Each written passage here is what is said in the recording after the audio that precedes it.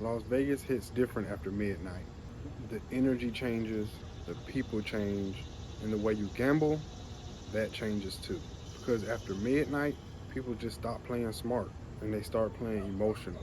And that's when casinos make their real money.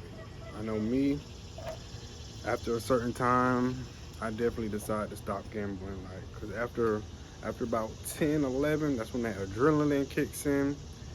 And then you're not even using your brain. You're just running off adrenaline, just making bets, just doing all type of stuff. Section one, daytime versus nighttime. During the day, Vegas is calm. People are walking through the casino casually. They're making small bets. They're actually thinking about their money. It's controlled. Everything is a controlled environment. You can feel the energy, the difference during the daytime in Vegas. But once the sun goes down, everything completely flips. Now it's louder, the movements are faster, more aggressive play. You see people making bigger bets. Yourself, you start copying off of other people, you're making bigger bets now. People are drinking more. With drinking comes crazy thoughts, betting bigger, playing games you never played before. Just overall taking risks you normally wouldn't take during the daytime. And by midnight, you're not dealing with the same players anymore. Section 2, alcohol changes everything. Let's be real for a second. Alcohol is one of the biggest weapons in a casino. I know every casino, I know my home casino in North Carolina, the liquor's not free there. So of course you're not just gonna drink all day like you could in Vegas. In Vegas, it's free. You know, they just might want you to tip them $1, $2 or whatever, but you don't even really have to tip. The drinks are free, completely free. And they just come fast in Vegas. As long as you sit in there playing, you can keep asking for a drink, or drink, or drink, or mixed drink. It's even more dangerous if you start asking for shots, because that's just straight liquor. You know, the drinks are sometimes watered down. You know, at first, it feels like it's a bonus. Free drinks while I gamble? Bet. But here's what actually happens. Your judgment drops. Your patience disappears. And your bets get bigger. You start making decisions you normally wouldn't make if you were sober.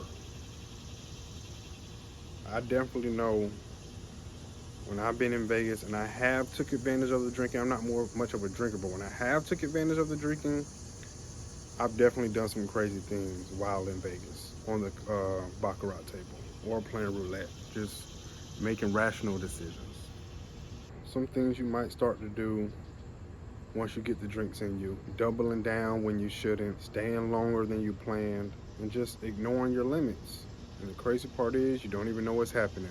Section 3, the midnight mindset. After midnight, something psychologically just happens. People stop thinking about tomorrow, because technically it is tomorrow. It turns into, I'm already here, I might as well go all in. That's when gambling turns in from strategy to pure emotions. You'll see it everywhere. Players slamming chips, people chasing losses aggressively, someone winning big, then losing it all right after. And then at that point, it's not even about winning. It's just about that feeling, the adrenaline of gambling.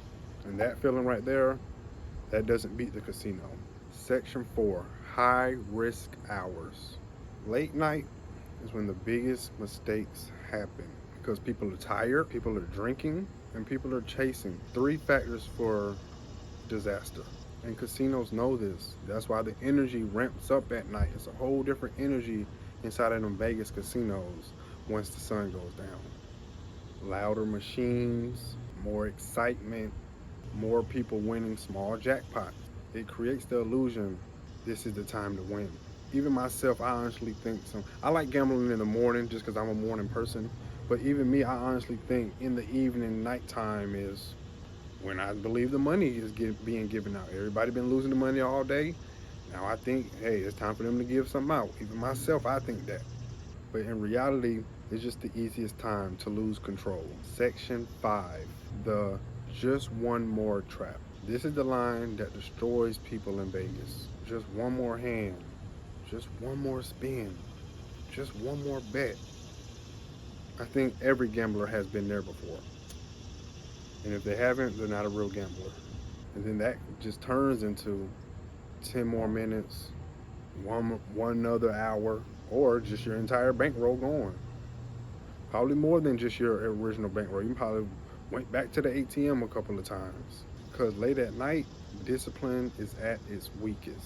In the casino, they don't need to pressure you because you'll do that yourself. Section 6, how to move different in Las Vegas. If you really want to be smart in Vegas, you got to treat the nightlife differently. And here's how to do that. Set a hard cutoff time. Decide before you go out when you're going to be done and stick to it. 2, separate gambling and drinking. We all know that can be fun, it can be entertaining, but if you're actually trying to win money, that's when most people lose control. Once they start drinking and start feeling themselves. Number 3, play earlier in the day if you can. Your mind is clearer and decisions are just sharper. It's earlier in the day. You haven't been up all day. You're just coming off sleep. Your mind is more clear. 4, when you feel emotional, leave.